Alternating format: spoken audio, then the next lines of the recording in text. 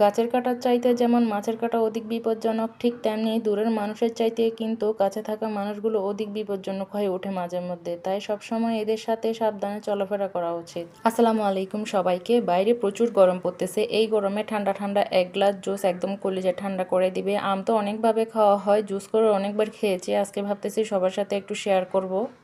তাই প্রথমে আমগুলাকে কেটে নিলাম। কিউব করে আম কাটতে আমার কাছে অনেক ভালো লাগে, দেখতেও সুন্দর লাগে। তাছাড়া আমের কালারগুলো মাশাল্লাহ অনেক সুন্দর দেখতে। তো এখানে আমি একটু লেবুর রস দিয়ে দিলাম। লেবুর রস দিয়ে জুস খেলে অনেক সময় শরীরে যে ক্লান্তিটা আসে সেটা দূর হয়ে যায়। অনেক সময় দেখা যায় লেবুর দিয়ে জুস খেতে গেলে সেটা অ্যাসিডিটি হয়ে যায়, মানে সরাসরি লেবুটা খেতে গেলে। যাদের লেবু খেলে অ্যাসিডিটি হয় তারা লেবু না খাওয়াটাই বেটার, তাছাড়া রূপান্তরিত করে খাওয়া যায়। তো আমি এইখানে একটু লবণ দিলাম, একটু চিনি দিলাম। লবণ দিলে কি হয়, মিষ্টি জিনিসে মিষ্টিটা একটু মুখে লাগে। আর সাথে একটু বিট লবণও দিলাম, আর একটু ঘরে থাকা ট্যাঙের পাউডার দিলাম। ট্যাঙের পাউডার দিলে কী হয়, দেখা যায় কালারটা অনেক সুন্দর আসে। বাইরে থেকে ফ্রুটিকা কিনে আর খেতে হবে না। বাইরে এমনি যে ফ্রুটিকাগুলো বিক্রি করে ম্যাঙ্গো জুস নামে, ওষুধগুলো আসলে ম্যাঙ্গো জুস না।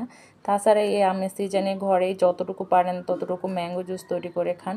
বাচ্চারা এভাবে তৈরি করে দিলে খুব মজা করে খায়। আর একটু এভাবে সুন্দর করে ডেকোরেশন করে দিলে তো এরা আরও বেশি খুশি হয়ে যায়। তো ভালো লাগলে সবাই পাশে থাকবেন। আল্লাহ হাফেজ সবাইকে।